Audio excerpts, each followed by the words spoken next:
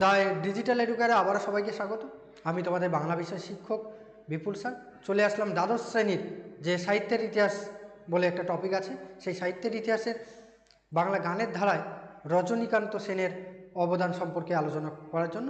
এর আগের ভিডিওতে আমি বাংলা গানের ধারায় রবীন্দ্রনাথ ঠাকুরের অবদান আলোচনা করেছি। এবারে আলোচনা করব বাংলা গানের ধারায় রজনীকান্ত সেনের অবদান। রজনীকান্ত সেন জন্ম 1865, মৃত্যুবরণ করেন 1910।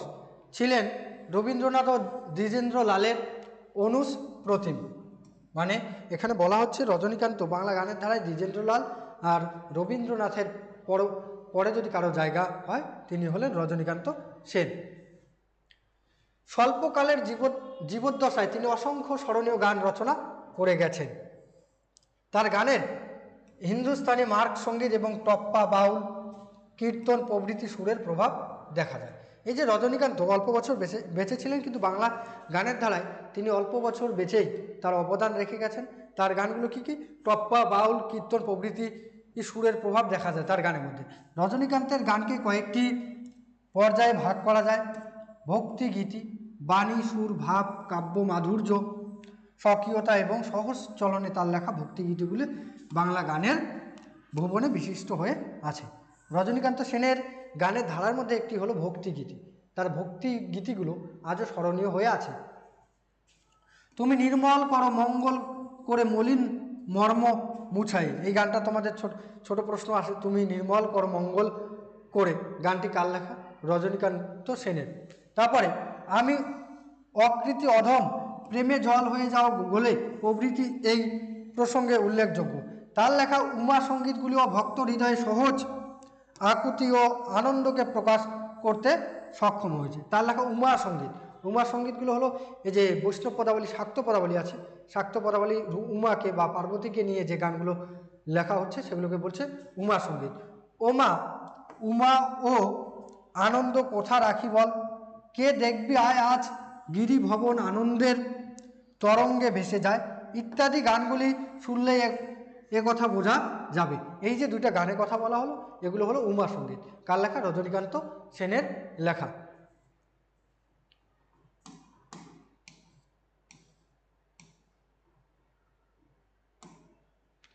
স্বদেশ সঙ্গীত, রজনীকান্ত অসামান্য কিছু দেশাত্মবোধক গানেরও রচয়িতা।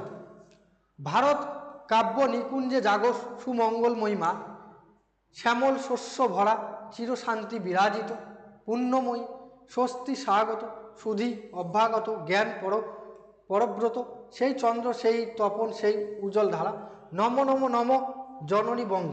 এটা দিয়ে বারবার ছোট প্রশ্ন আসে। নম নম নম কি বলছে? নম নম নম জননী বঙ্গ। এই গানটির রচয়িতাকে? রজনীকান্ত সেন। তোমরা টেস্ট পেপারে দেখবে এই প্রশ্নটা বারবার দেওয়া আছে, নম নম নম জননী বঙ্গ। এই গানটির রচয়িতাকে? রজনীকান্ত সেন। তাহলে এই যে স্বদেশী সঙ্গীত, বাংলা সাহিত্যে স্বদেশী সঙ্গীত রচনার ক্ষেত্রে বা স্বদেশী সঙ্গীত লেখার ক্ষেত্রে রজনীকান্ত সেনের একটা অবদান, অসামান্য অবদান রয়েছে।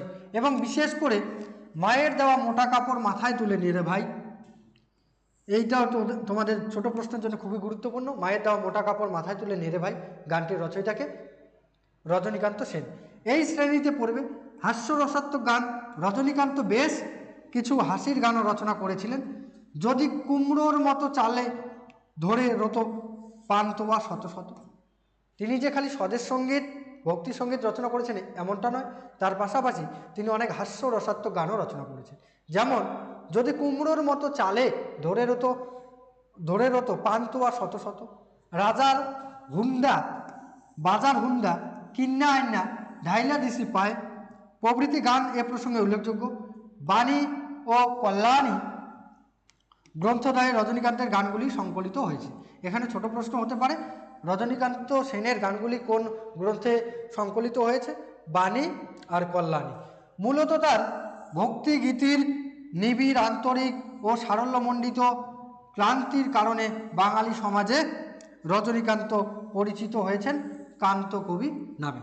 তাহলে আর একটা প্রশ্ন, এমসিকিউ প্রশ্ন হতে পারে যে বাংলা সাহিত্যে কান্ত কবি নামে কে পরিচিত? রজনীকান্ত। তার গান প্রসিদ্ধি লাভ করেছে কান্তগীতি নামে।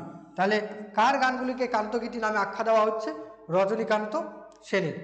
তো এই যে রজনীকান্ত সেন, বাংলা গানের ধারায় রজনীকান্ত সেনের অবদান এবারে যারা 2025 উচ্চ মাধ্যমিক পরীক্ষা দিতে চলেছ তাদের জন্য এই প্রশ্নটা খুবই গুরুত্বপূর্ণ।